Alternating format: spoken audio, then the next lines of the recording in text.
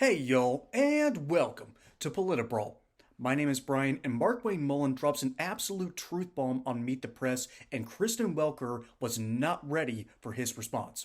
But before we dive in, I want to give a quick shout out to our great sponsors over at Colonial Metals Group. Even though Donald Trump has won the election, you need to protect your wealth as best you can with gold or precious metals, and that's exactly what Colonial Metals Group can do for you. The DOJ and the FBI has been politicized. There's no question about it. We've seen what they've done to President Trump. We've seen the attacks that they continue to go after him with. The DOJ is 100% weaponized. You saw the FBI and the fake Russia hoax. You saw the FBI shielding the Biden family and shielding the laptop from the American people during the election. If they don't want to come back and do their job, and their job is to keep America safe, to watch over the America's freedom through DOJ, making sure the American justice system is running smoothly and leaving politics out of it. But they haven't lately. And if they don't want to come back and get focused on what the American people's mandate was for them, then we do need to revamp the system and say, hey, maybe we've got it wrong. So I don't disagree with what Matt was saying there. Well, and worth noting, of course, Hunter Biden has now been convicted on federal charges. The charges that were brought against President-elect Trump were brought by individual grand juries. We had to go through a process to get there. Let me ask you broadly, though, do you support the president-elect telling his attorney general to prosecute, to go after people he considers to be his political enemies? The president didn't say that. That's being taken completely out of context. And President Trump hasn't been the one that weaponized the DOJ to go after his political enemies. President Trump did not do that when he was in office the first 4 years. He could have clearly done that against the Clintons if he wanted to. He didn't. Who did weaponize the DOJ was the Biden administration. We saw them continuously going after President Trump, treating him completely different. Let's go think about the classified records that was kept at Mar-a-Lago versus the classified documents that was kept in the garage of Biden, and how the different reports read. It is no question they were treated different. Now, who has weaponized the politicals or the DOJ is the Democrats, and no one can deny what they did to President Trump with 4 years underneath Biden. Senator, it's worth noting there's absolutely no evidence that President Biden had anything to do with the federal charges brought against President-elect Trump. But are you comfortable? Garland was appointed by with law enforcement agencies? Or by President Biden, and there's no question that the White House was informed about what was happening there. But Senator, you have said we're too good of a country to have the Justice Department go after political opponents. Are you comfortable with the DOJ doing exactly what you're saying you oppose? If the DOJ is willing to take a hard look at themselves and say, hey, we got it wrong, there's some leadership positions that have to change. The people that made these decisions have to go and get the DOJ focused on what their priorities are supposed to be. And that's to be making sure the Constitution of the United States is equal for every person out there. And if the DOJ is willing to do that and capable of doing that, and they did it for decades, by the way, for decades. If they're able to get back and say, hey, we got it wrong and admit wrong, then hey, yeah, let's do it. I tell people all the time, I've never fired a single individual for making a mistake. I will fire you if you can't admit that you made a mistake. And the DOJ has made multiple mistakes, and so has the FBI. Right on. Right on, Markwayne. Senator, you hit the nail right on the head. That is a fantastic answer. And remember, he's actually a small business owner back in Oklahoma. And so he understands the very principle of, okay, if you've been doing a bad job, eventually you're going to get fired particularly if you can't admit it, because it means you don't understand what you're actually doing. If you're doing a bad job and you know you're doing a bad job, you know what the problem is, there's still the potential to fix the problem. But the DOJ refuses to fix its own problems, mainly because of the past 3 presidents. 2 of them have used government institutions against their political opponents. This did not happen under George W. Bush. To my knowledge, it didn't really happen under Clinton. It didn't happen under Bush the Elder. It didn't really happen under Reagan. You might find instances here and there, but genuinely and generally, those organizations, the FBI and the Department of Justice, they typically tried to be as neutral as possible and simply tried to do their jobs. Something happened after 2008. And it was a scandal that the American public really should have known a little bit more about, but alas, the mainstream media sat on this story, and I wonder why. Because remember when Barack Obama weaponized the IRS to go after conservative organizations?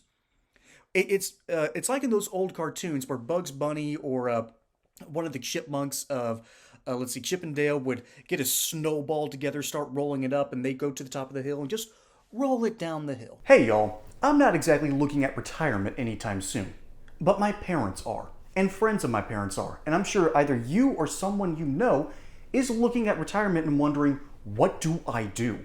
How do I help prepare for this in this economy with this terrible president and with a vice president who basically coup d'etat him and is now looking to run for president herself? How do you protect against this? Well, simple. You go over to my friends at Colonial Metals Group. They quite literally have something called the Retirement Package Plan. This plan backs your wealth with gold and silver accounts. And furthermore, you will have direct access to these accounts. So you're not at the whims of Wall Street. You're not at the whims of inflation. You are in command of your own destiny. As a bonus, qualified applicants can receive up to $10,000 in free silver, plus a couple of other little goodies that they're going to package up for you, and you're going to be able to protect your wealth and your retirement. So go over to this link in the description below at colonialmetalsgroup.com or call this number 800-203-0422 and see how they can help you prepare for retirement today by backing your account with gold and silver. Don't delay your retirement, folks. Protect the money that you earned with Colonial Metals Group. They're here to help. This isn't skee ball where eventually you get a nice old ticket and you can exchange it for a big prize. This is the snowball that goes down the hill and eventually wrecks someone's house. Okay? That's what's going on here. Because Barack Obama authorized the IRS to go after some political opponents, not direct political opponents, but indirect ones like conservative organizations. That should have been a massive scandal. That, in my opinion, is worse than Watergate. Because remember, Watergate was supposed to be the worst thing in American history, that Richard Nixon sent some men to break into a place and just look for some information and some records. Compare that to illegally spying on Americans, drone strikes against American citizens, not to mention putting American citizens on lists because how dare these Catholic people stand up against the evil that is abortion? How dare they? So Barack Obama got the ball rolling. And Donald Trump really didn't take that ball and run with it. He didn't stop it either. He kind of didn't know what was happening because during that 2016 election, when he was going up against Hillary Clinton and the Department of Justice, or particularly the FBI, wanted to open her case up because there was a little civil war going on inside the FBI. Half the organization was going, we need to look into Hillary.